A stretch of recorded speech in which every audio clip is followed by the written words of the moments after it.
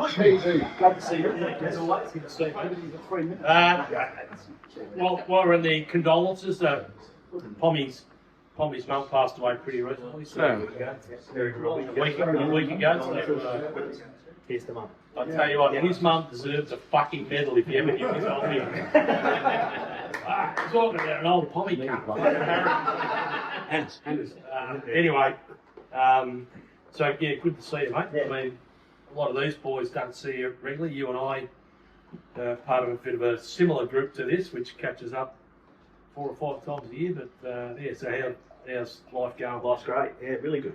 Yeah, going all right. Yeah. And 6 grandkids now. 6 grandkids. Wow. I was going to ask the other boys about. Notice I only asked the other boys about their kids, not their grandkids. Yeah. We got straight with grandkids.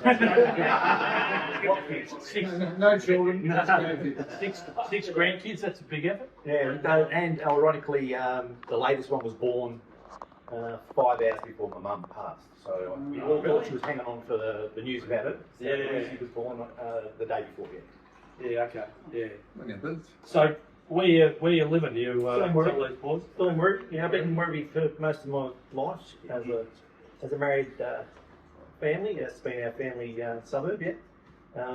Moved into central Werribee, walking distance to the 2 sporting grounds, which is good. So I can walk down when Williamstown are playing Werribee. I'll walk down and have a look and just stay involved with the local footy more than anything else. To be honest. Yeah. So when you left Willie, what involvement did you have? Tell the boys what you. Yeah, involved in. I did a couple of years at St Albans coaching. Yeah.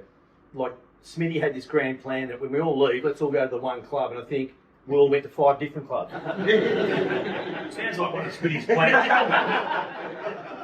And so had a couple of years. I had that sort of coaching itch. I had to get that out of my body. So I spent a couple of years at St Albans. It was a pretty tough gig, to be honest. Following Bones McGee, Robbie McGee coached before me. So that was an interesting time.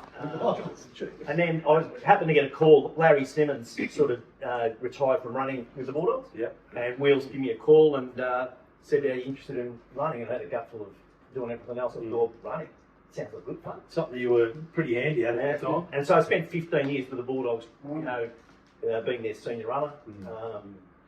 Part of the squad really. I've seen the evolution of, I've seen Wheels get sacked. As he puts it, you can only tell your boss to get fucked so many times before he tells you to get fucked. Yeah. So he went, and then we had to put up with Joycey for 2 years, Alan Joyce, who's a 2-time premiership coach but can't coach, which is fact. And then Terry Wallace took over, and he was a bit of a visionary.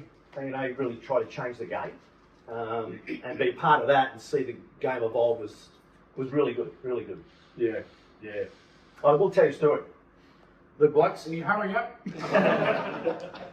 I was the runner from a 200 game, and the guys who did the banner go, "Oh, it's your 200 game as a runner." I said, "Yeah." He goes, "We'll put a little note up there for you for 200 games at the bottom of the corner of the banner. So keep an eye out for it." So we walk out to the ground, and here it is. "Well done, Simo, 200 games."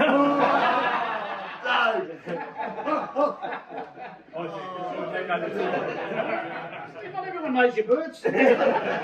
Jack, balls for the So health wise, you look. You got a bit of a pot going. I didn't know it was a 2-2 last season. The pot calling the kettle black. Exactly. Pretty good. Yeah, good. I don't run anymore. I tend to walk and do some lighter exercises. Still on the gear? Still trying to get, still trying to keep active. The kids keep running around, and just try and stay. And the boys, the 2 boys. I know. Jonathan is, extremely handy cricketer. Yeah. Playing at Spotty. How'd they? Werribee. Werribee. How'd they go in the grand final a couple of years ago? Yeah, they got beat. There was a heart-wrenching 3-run loss. Yeah, it was. Yeah, I'll get over Yeah. it. And my young well really won the game for it. I know he did. Yeah, Pommy's young bloke.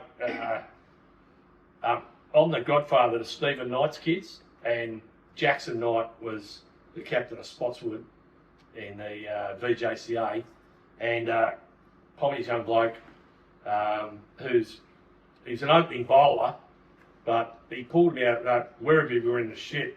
Fancy Werribee being in the shit. Werribee were in the shit, and Pommy's young bloke ended up making about I was going to say 50 odd. Yeah, he made 60 in the grand final. It came down to like the last over, and they needed 8 runs maybe from the last over, and he hit a 6 on the second ball. And then your keeper took a catch. Yeah, and then they only had 1 wicket. This is a grand final. It's just Yeah, it's great. a little bit like the 1990. That was it. Our grand final, you know, we went right to the last minute. But, Yeah. So, mate, So they play cricket. Yeah, they're keen on the cricket. My youngest son's the list manager at Carlton Footy Club for the AFLW. yeah. The women's side of things, and Did you play it, Willie? Can you talk about that? he really enjoys that. Rightio, I was moving on to the grand. That your time at Williamstown, Brilliant. like, you know, we've been mates for a long time.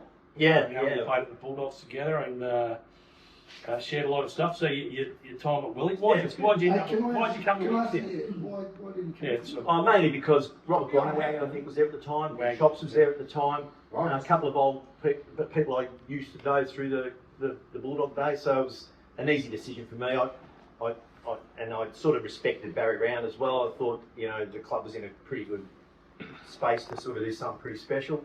And winning wasn't part of I think I had a 3% win-loss ratio during my AFL career.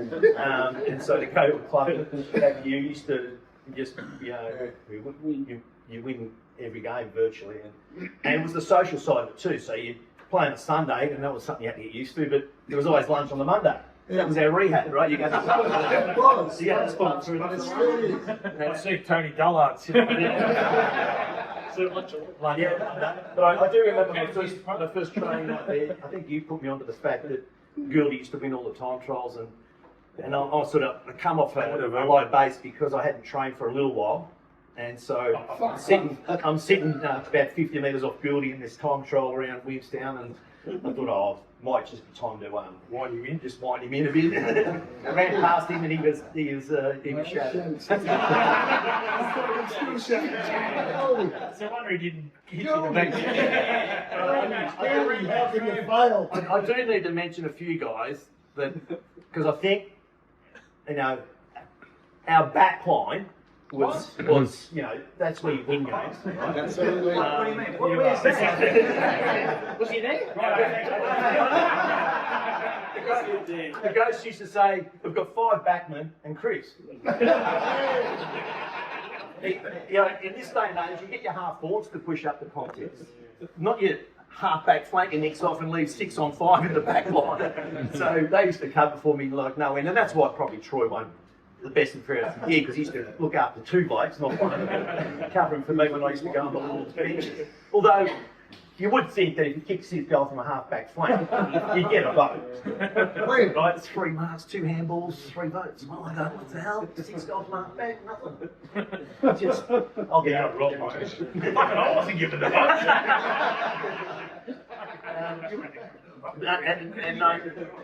So your time at Williamstown, I know you brushed on it, and the 1990 grand final. Yeah, look, it was a sort of bittersweet for me because I think I made history by being the only player in football history to accept their premiership medal in his civvies. I actually copped the whack in the ribs and got a couple of broken ribs and a punch.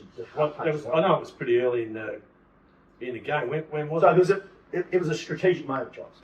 So I thought the game. I would have thought we'd be a better sort of job. No, but at the end of the end of the game was to get on the footy trip. Right? At that stage, I wasn't going on the footy trip. Right? So after I staged the injury, come off, I knew we could still get over the line. Yeah. Set it up pretty well. So when the doctor said he's got blood in his lungs, he's got to go to hospital. I better play on with this.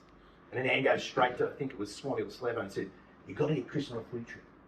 Please, get him on a trip. He's missed all this." So I ended up on the footy trip.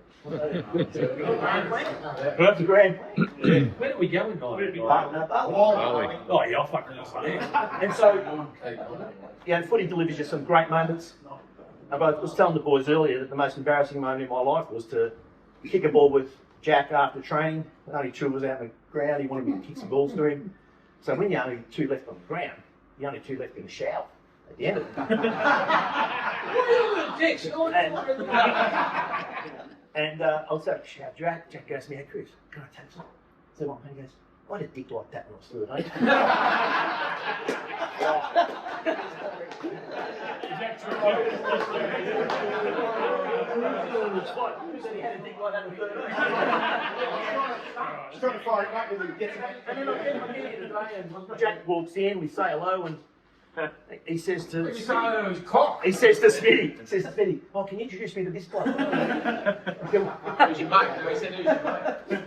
But great times. Winning a flag's always something special. You know, the guys in the room, Swanee, I mean, I used to love running around with Swanee and seeing him get the most touches in a day. He was a great player. Black and white Charlie. We remember kicking the ball backwards to you to get you 100 goals. You know, they're great characters. And as I said, you know, the social side of it sort of made it a fair bit. You know, you'd train hard, but you'd have a beer at the end of the day, and it was great fun. Yeah. Well, what about Randy? I didn't ask him the other boys. Look, Randy was Questions on Randy? what a beast of a bloke, right? So, like, you know, you talk about being able to run. When you're doing time trials and you hear this behind you, and it's him. And I'm thinking, how can you lose this guy? And he had the theory, you know, he enjoyed a beer, but he certainly got up and did the miles to balance life off. And sad he's not here today. Certainly very sad he's not here today. But I remember, I think it was half time of the grand final, we were sort of waning a little bit. And you and Randy I reckon it's the first time I've seen you angry. You two, both together. You're really stern and firm with, you know, what was going on and what you needed the team to do. And then, you know, you come to that last quarter, you know, I remember being inspired watching Taz just peeling off the halfback, Slevo. There was just this momentum. Yeah. And Phil clearly being astute as he says, this game's done. You listen to the commentary, he said, I don't think they're not going to stop them here. And when you decided to kick a drop punt from when it should have been hooked, really. you went to drop punt there. 7-9 chops. Yeah. You were fucking Gale too. If you actually look at that last quarter, and we'll probably see some highlights soon. The individual little efforts that happened that brought it together, right? It was not like this 4-metre monk walking around. It was a barrel. I think that was the catalyst.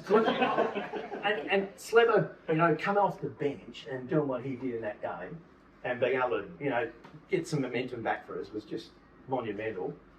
But it was the pieces. We didn't have to rely on one individual. We had pieces. And everyone knew them. Oh, you had to rely on me in the first quarter and pick. No, you were done by Cooper time. We knew you had 20 minutes. Great. It was a really something I always treasure. You know, although I wasn't there at the end of the game, you were there on the footy trip. I certainly look at my Williamstown jumper and my Premiership medal. Well, Very good.